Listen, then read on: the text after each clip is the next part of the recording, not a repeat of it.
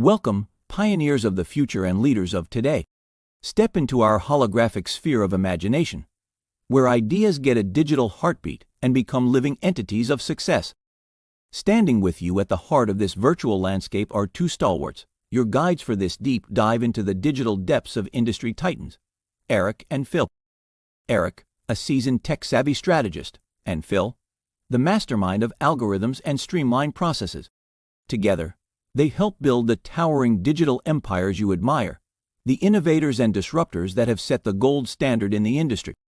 Now, what if I told you that the very secret that fuels these industry giants are within your reach?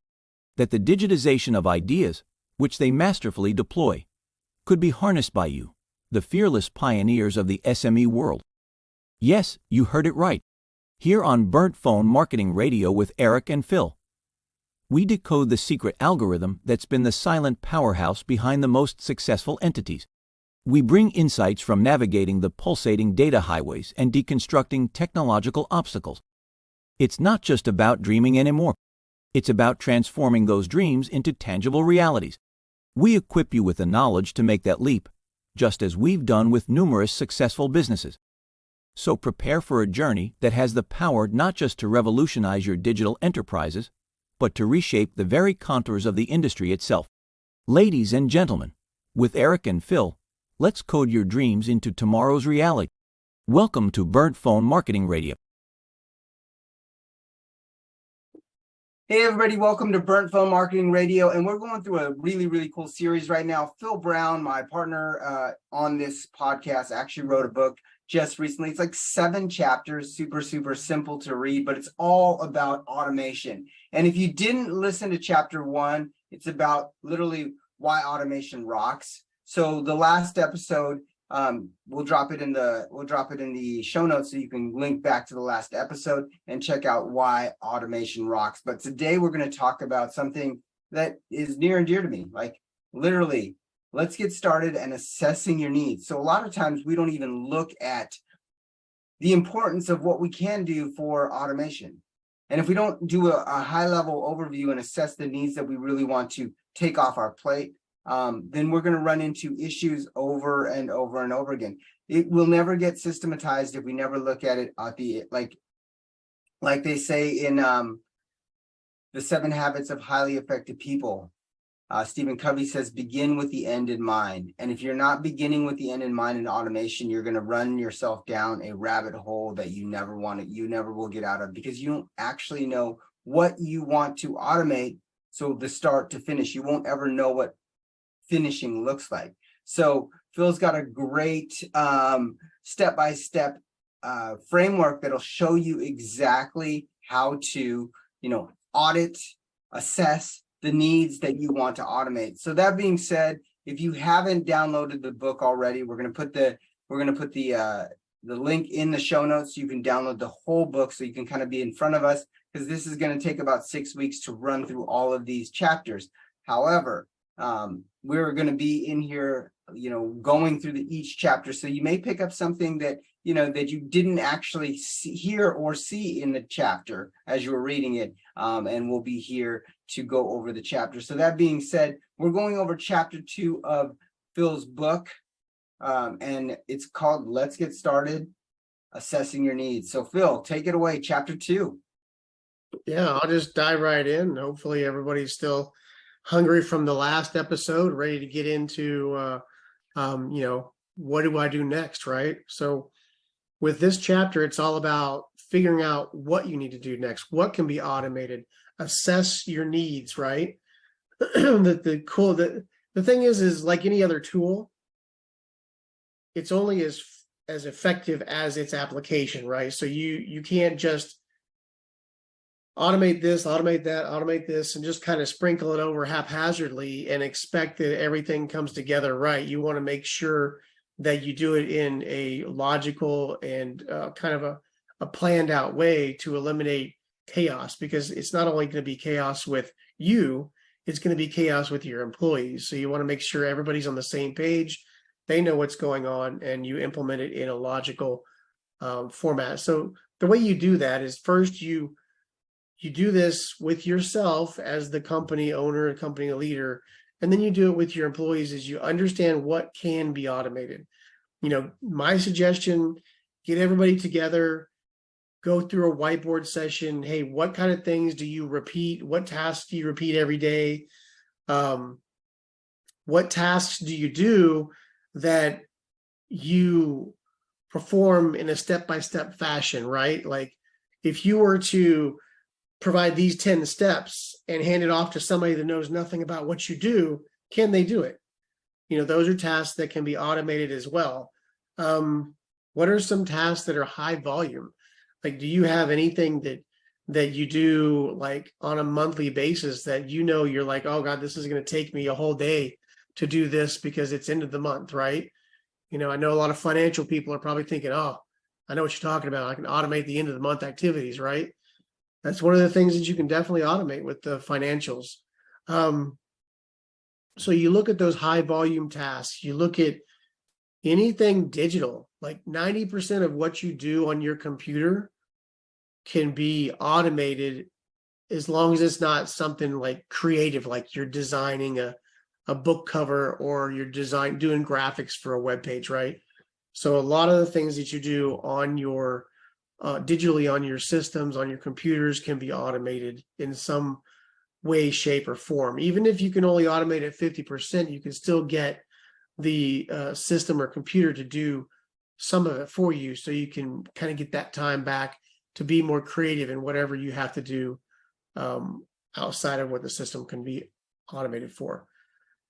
Once you set this, Phil, I want to touch base on that, what you said about like whiteboarding the situation. So a lot of times people like do these mundane tasks and they're like, oh, I got to do this again. Oh, I got to do this again. Or they really enjoy it. Like I have to run a sales report and numbers and all this stuff every single week.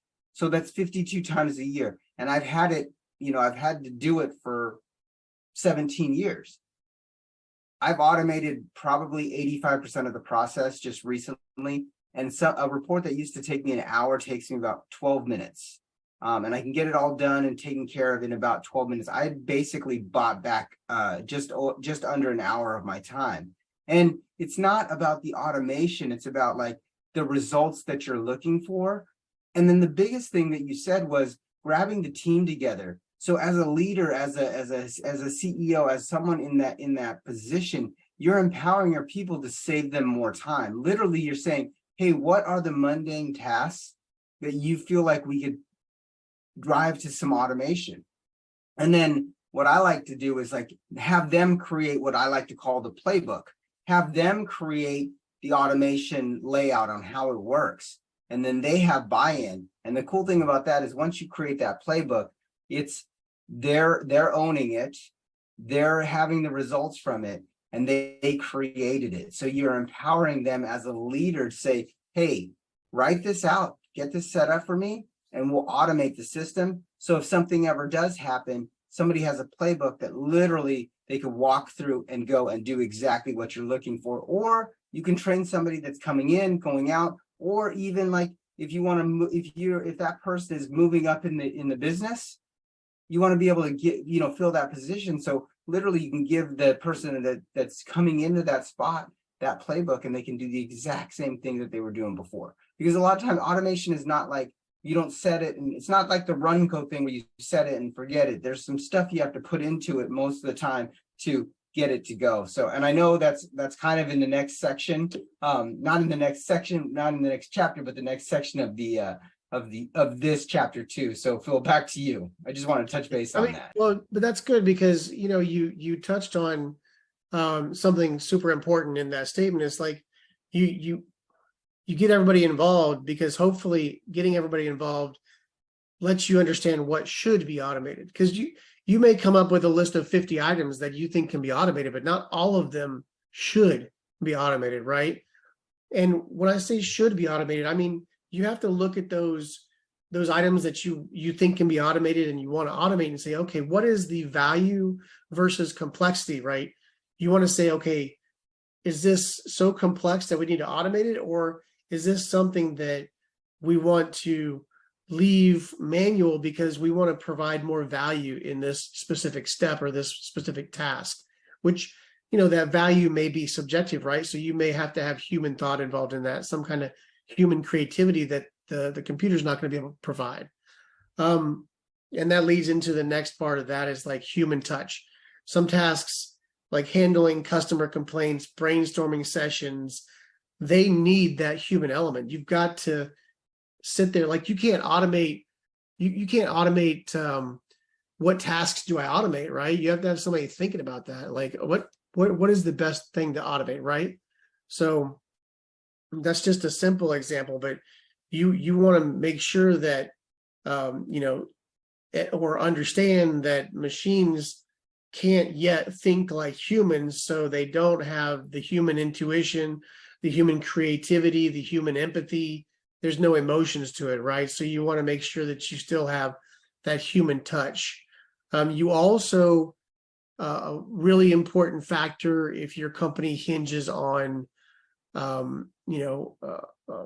high risk tasks, right?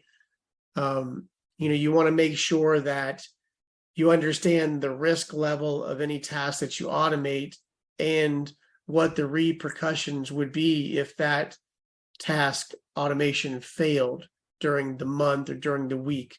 So you want to be cautious when you're automating like financial transactions or something where there's a verification mechanism that has to be in place so that you know where to look, right? Because that could break down. You could have the wrong numbers come out just because of a glitch, or the system might shut down and then you're out of luck. So you want to make sure that those risk factors are taken into account. And that's one thing, Phil, that you do professionally. So you actually take care of those kind of things. So if you're concerned about something like that, like reach out to Phil, because the reason why is reach out to Phil is he's worked with, companies, large companies like NASA and some other companies that we just don't talk about on the here, just because he can't. But he's worked with a lot of those companies, and he can do a quick overview, maybe set up a call, maybe set up a review for you. So if that's something that you're looking for, reach out to Phil. Like when you're downloading the book, you can actually check out his website and actually book a call with him. So that's just a touch point right there, because if you don't know, you don't know. And a lot of you guys are in that space where, I would love just someone to have the overview and take a look at, some of my automation. And that's exactly what Phil does. Yeah, and definitely. And we'll have that link in the show notes. And when you grab a copy of the book, you'll notice that you all also have the opportunity to book an appointment with me if you choose to do so. And that leads into this next step, which is the feedback loop, right? The tasks that require dynamic approaches that are constantly evolving, they need feedback. You need to make sure that you provide feedback from yourself. You get your employees' feedback. You can even get external consultants' feedback on what your processes are doing, how you've automated, and how they can be improved. Things evolve, things change very quickly in the automation space, especially if you're trying to implement automation using AI. As we all know, the AI portion with the advent of ChatGPT last November 2022 has become a popular thing for companies to start really looking hard at and implementing into their business. The next step you'll want to do is you want to take all those things that you've decided are in the can be automated and should be automated bracket. And now you want to map out that process. You want to see, okay, what needs to be done first? How do I need to prioritize that? And the way you can do this is take that list and go, okay, what's done daily? What's done weekly? What are monthly tasks? Use the whiteboard. Use flow charts, any kind of SOPs, standard operating procedures that you have in place for those items. Bring those out, get them in front of everybody. So, and I emphasize whiteboarding. Whiteboarding is really awesome if you can get everybody together and whiteboard it out so that you can make instantaneous adjustments to the workflow, because you may not understand how some of your other employees think about what the workflow actually is, right? So that gives you the opportunity to query everybody, make sure you're understanding what needs to be done first. So, you can prioritize and map those prioritized tasks out and understand what automations are going to bring the most immediate benefits to the company. And I You want also to touch on that. I want to touch on that because literally I can see, managers and C-suite people, I can see what they're thinking. They're like, I'm going to get all of these people in the room and we're going to discuss this. That's like let's just say you have a staff of 10, that's 10 hours plus yours. That's 10 hours of work in an hour meeting to go through this. But then I also want you to think about this. If every one of those people, everyone on your team automates one task that took them an hour every single week, let's just say every single month, one task that saved them 1 hour every single month, the 10 hours that you spent creating this process just bought back 10 hours every single month in perpetuity. So literally you have 101. Yeah, one task. So you've developed so many hours and so much time just by doing one task. And that 10 hours that you paid them or that they spent doing these one tasks and they buy into it, totally different, way more efficient. And then the crazy thing is, like, in the next month, it's like, hey, what's the next thing that we can automate? What's the next thing on your plate that you either love or hate to do that you do over and over and over again? And that right there is like just another way to meet with your team and do some feedback, but then also let's add one more thing and you can pick up another 10 hours a month. And if it goes weekly, think about that. Even if that's exponential. So I just want you guys to think about it, because I know what you're thinking. Like, I don't want to get people in the room and whiteboard this process out, spend an hour of their time and them not, get the results or understand what the results could be. So just like 10 people, you could pick up 120 hours in a year of you could potentially be time, pulling back a ton of hours, a ton of time, right? If you're the owner of the company, think about how much an hour of your employee's time costs. And just imagine if each employee, if you gain an hour back a week for each employee to work on something more meaningful and creative than mundane tasks, how much better, more profitable, and more efficient your company is going to be, right?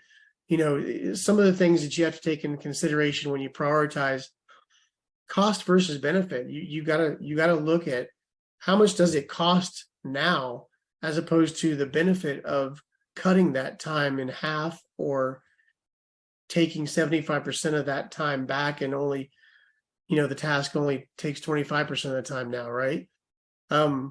Also look at the ease of implementation. How easy is it going to be to implement this, right?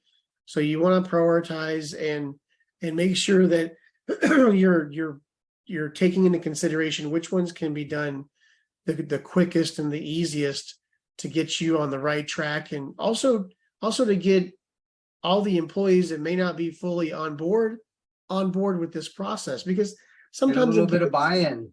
Yeah, you need to get your team on board, and it's definitely a cultural shift, right? We're human beings. We don't like change, right? So when you pose a change and somebody looks at it as, oh, they're taking work away from me because now I don't have to do this anymore, then they feel fear that you're not going to need them in the company anymore. So make sure you talk to them and tell them, this is not the reason. We're not doing this so that we can cut back on employees. We're doing this so that you can do more meaningful work for the company. And we want you to be a bigger part of the company's direction and the company's bigger picture and the company's mission, right? We don't want you to have to do these menial tasks that are repetitive and you don't need to be doing all day, when you can be doing something much more important for the company, something that's more inside of your skill set, which is what you hired your employee for, right? You hired them to do a specific job or a position. You didn't hire them to do repetitive tasks all day long, because that doesn't make you money in the end, right? Right. At least not as much money as it could. Yeah, So 100%. at the end of this chapter, I put 2 cool activities, right? So there's one called the automation grid that you can kind of get everybody involved in this identify and prioritize process. And there's also a process mapping party. Like you can bring everybody together. You do fun activities with the whiteboards, the markers, colored sticky notes, all this stuff, and kind of help them understand and visualize what this process is going to be and what it's going to look like in the end. Right. And I like what you did there, is because it's more of a team effort, team bonding, because a lot of times people are like, well, another meeting and another meeting. So this is important to not only be a better leader, but also show your employees where you're going, what the vision is, reiterate your vision, your values, and all of that. So that way, they're on board again. And, when they're involved in this sticky note process, this brainstorming process, this mastermind process, they become more engaged, and then more involved, and then also more, they have more ownership in the process that they're building out. So that's a huge thing, and that's a leadership thing. Chapter 3, I'm excited about, Phil. I was just looking at it, choosing the right tools, your automation arsenal. That's the chapter that we're going to be going over on the next episode. So again, if you got value from this and you're seeing like, there is a way for me to automate, there is a way for me to deliver this to my team, and there is a way to deliver to my team where they do most of the automation. I said it on the last episode. 80% done by somebody else is 100% awesome. I mean, think about the people that are actually creating these tasks, these playbooks, these automations for their job that they're doing right now. And, they're going to be able to document how that works. So that way the process is documented for you. So that's a huge thing. I'm excited for Automate Your Arsenal. If you have not downloaded the book yet, the URL that you're going to want to go to is automate.bluepitt, BLUPITT.com. You'll have to put your email address in so Phil can speak to you, or reach out to you. You'll be on Phil's list. And then the next page, you can download the book right there. Quick, very simple. It's a very quick read. And it's something that if you're into automation, if you're thinking, is there something I could automate? Or maybe I'm a little scared to automate, or I'm an automation aficionado. There's always just a little thing that you can pull back and grab. And like I said during the episode, if you are one of those C-suite or business owners that do financial type things and stuff like that, or would just like Phil to do a quick overview of some of the automations, or maybe give you some ideas, we can set up a quick call with Phil. And there's a process to that. However, we would love to get on a call and help our audience a little bit more. So that being said, thanks, Phil. We will catch you on the next episode of Burnt Phone Marketing Radio. See you then. Imagine an exclusive one-day assessment tailored to transform your company into an automation powerhouse. It's not just any ordinary assessment. It's a game-changing blueprint that will propel your business toward 100% automation. Our exclusive assessment will uncover the path to unparalleled automation. Say goodbye to mundane tasks and unlock new levels of efficiency and growth. Don't miss this opportunity to revolutionize your company. Book a call now to secure your spot for an assessment. Let's code your dreams into tomorrow's reality and begin this transformative journey today.